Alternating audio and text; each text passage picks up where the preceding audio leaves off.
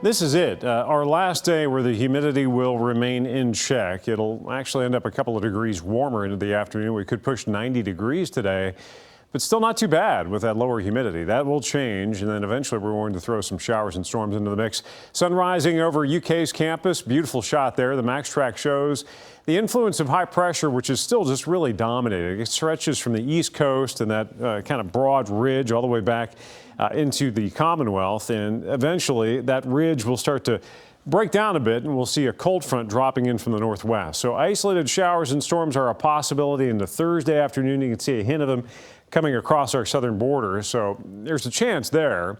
And into Friday, the coverage should be fairly limited until Friday evening when this cold front approaches and eventually drops south and stalls. Now, where that sets up into the weekend will have an influence on how much we see in the way of shower storm coverage, but I think our best chance still looks to be Saturday. Between that boundary and daytime heating, you'll see that shower and storm chance ramping up, and then we will see a lingering chance for showers and storms with that boundary still hanging around. So there's the potential there late in the weekend, then even into the 4th of July, we may still have some active weather hanging around. So plan accordingly.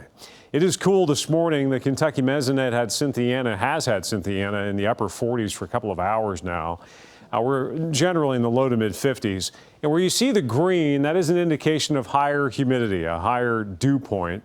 And what we're going to see is that climbing. So you notice that mugginess creeping in as that southwesterly wind kicks in. We'll start to get back into that more uncomfortable air, that steamier air, Thursday into Friday especially. And then Saturday, you notice the cutoff where that drier air is coming in behind that front that's stalling out.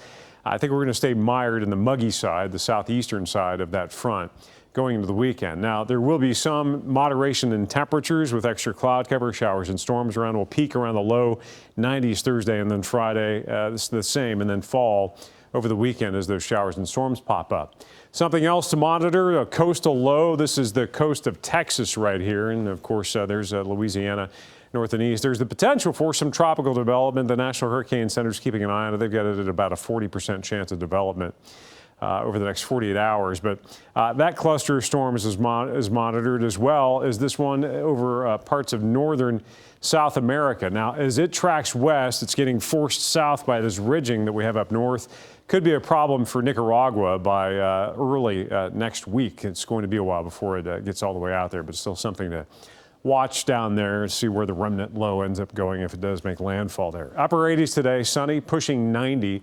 The humidity still tolerable, though. Tonight, down to the mid-60s, and your 8-day forecast shows shower and storm chances on the rise this weekend. Now, the one thing we really need is rain, and we really don't want it on a long holiday weekend, but that is how things are going to play out. And it'll be on and off, mainly driven by daytime heating and that boundary hanging around. So we'll likely see showers and storms firing up into the afternoon and evening and then diminishing overnight. And we could have additional coverage Sunday into the 4th of July. So as far as any festivities go for Monday, that could be a complicating factor.